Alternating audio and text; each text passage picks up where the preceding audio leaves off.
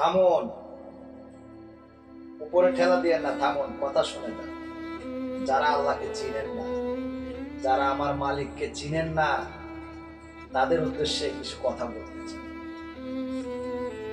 যারা বলেন সব সময় আল্লাহর কাছে চাই কিন্তু দেয় না, কিভাবে দিবে?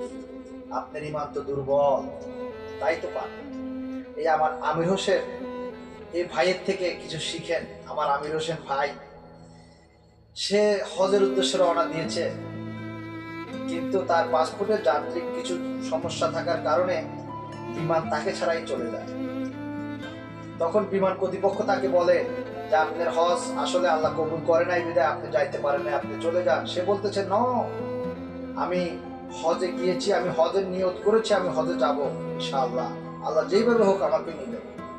সেই বিমান আকাশেই যান্ত্রিক সমস্যার কারণে আবার সেই বিমান ফিরে আসে। ফিরে আসার পরে আবার সব চেক করে আবার উড়ে যায়, কিন্তু আমির হোসেন ভাইকে নেয়নি। উড়ে যাওয়ার পরে আবার সেই বিমান নষ্ট হয়।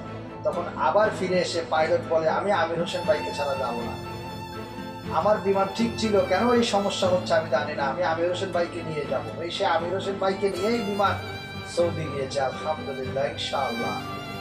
আল্লাহর থেকে নিরাশ হয়ে না, আল্লাহ ইমানদারদের পাশে আছেন, থাকবে ইনশাআল্লাহ।